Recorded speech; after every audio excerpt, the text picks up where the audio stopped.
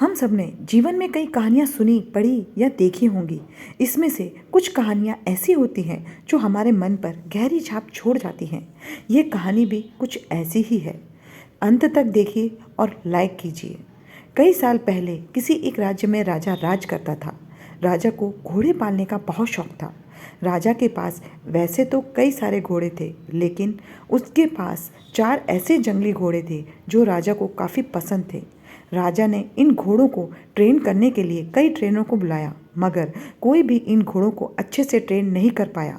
जब भी कोई इन पर बैठने की कोशिश करता था तो यह उसे तुरंत अपनी पीठ से फेंक देते या उसे लात मार देते। राजा को घोड़े प्यारे बहुत थे, इसलिए ट्रेनरों को सख्त वार्निंग दी जाती थी कि इन पर जोर जबरदस्ती ना की जाए, यानी कि इन्हें मारा पीटा न जाए। कई महीने निकल गए, मगर कोई भी ट्रेनर घोड़ों को अच्छी तरह से ट्रेन करने में सक्षम नहीं हो पाया।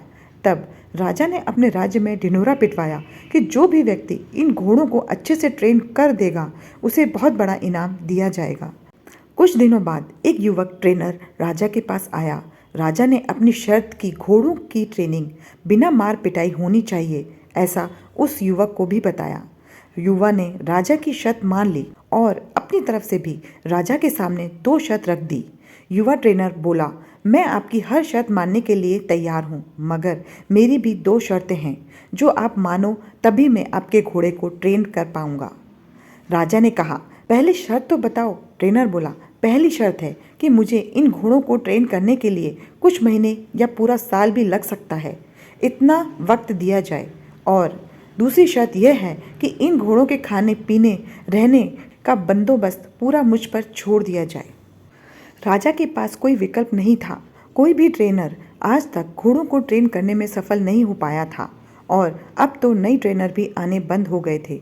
राजा ने युवा ट्रेनर की सारी शर्त मान ली और घोड़ों को उसे सौंप दिया। युवा ट्रेनर अगले दिन से ही एक बड़े से बाड़े में इन घोड़ों को लेकर गया और वहाँ सबको खुला छोड़ दिया। ट्रेनर बाड़े के किनारे किनारे पर दौड़ने लगा। फिर दौड़ते दौड़ते थकने के बाद यह युवा ट्रेनर वहीं बाड़े में लेट गया। वहाँ से उठने के बाद उसने खुद ही घोड़ों को चारा खिलाया और पानी पिलाया। इन सब प्रक्रिया के दौरान उसने घोड़ों को नहीं बांधा था। अगले दिन भी ट्रेनर ने वही सारा काम दोहराया जो उसने पहले दिन किया था। यह काम उसका नित्य क्रम बन गया। वह घोड़ों को बाड़े में खुला छोड़ देता, उन्हें घास चारा खिलाता और बाड़े के किनारे किनारे दौड़ता रहता। धीरे धीरे चारों घोड़े भी उस ट्रेनर के पीछे पीछे दौड़ना शुरू कर दिए। घोड़ों को लगने लगा कि ट्रेनर उसका दोस्त है और उनसे प्यार करता है। सारे घोड़े ट्रेनर के साथ बहुत ही सहज महसूस करने लगे। कुछ महीने बीतने के बाद एक दिन राजा अपने घोड़ों की खबर लेने के लिए और यह देखने के लिए कि ट्रेनिंग कैसी चल रही है बाड़े में आया। राजा ये देखकर खुश हो गया कि सारे घोड़े ट्रेनर के पीछे पीछे दौड़ रहे थे। राजा को अब यकीन हो गया कि यह ट्रेनर ही उसके घोड़ों को ट्रेन कर सकता है। राजा खुशी खुशी वहाँ से चला गया। देखते ही देखते 1 साल बीत गया। तब जाकर युवा ट्रेनर ने राजा को संदेश भिजवाया कि घोड़े पूरी तरह से ट्रेन हो चुके हैं, सो राजा एक बार आकर देख लें।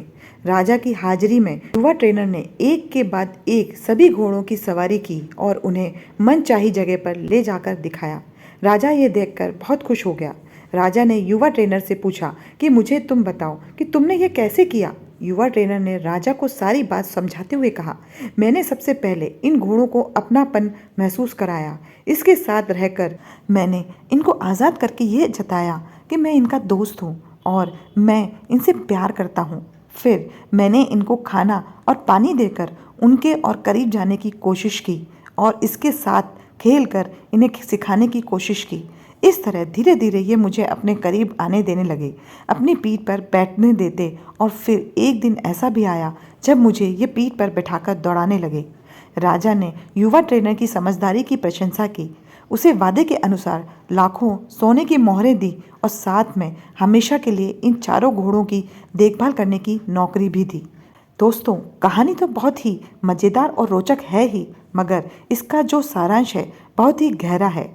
अगर मनुष्य के जीवन के साथ इन चारों घोड़ों की तुलना की जाए तो ये 4 घोड़े होंगे चिंता, गुस्सा, घमंड और लालच। और मनुष्य की बुद्धि को हम युवा ट्रेनर की तरह देख सकते हैं। जिस तरह ये युवा ट्रेनर ने समय देख लेकर और समझदारी से धीरे धीरे चारों बदमाश घोड़ों पर काबू पाया, उसी तरह कोई भी मनुष्य अपने जीवन के सबसे बदमाश घोड़े यानी कि चिंता, क्रोध, घमंड और लालच पर काबू पा सकता है। पहला, अशिक्षित घोड़ा जो कि चिंता है। हमारी बुद्धि को यह समझना होगा कि चिंता बुरी होती है और चिंतन फायदेमंद होता है। चिंता किसी भी समस्या का हल नहीं होता। हाँ, चिंतन से हमें नए रास्ते जरूर दिखाई देते हैं। दूसरा, उद्दंड घोड़ा है क्रोध। दोस्तों, कभी कभी जीवन में क्रोध करना आवश्यक होता है।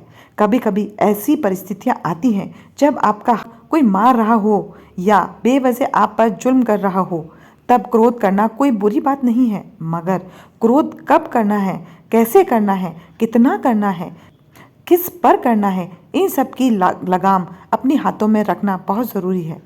तीसरा उद्दंड घोड़ा है लालच। लालच ज्ञान पाने का हो तो अच्छा है, लालच अज्ञानता की हो तो बुरी है। लालच धन मेहनत से प्राप्त की हो तो अच्छी, लालच बिना मेहनत के गलत तरीके से धन प्राप्त करने की हो तो बुरी।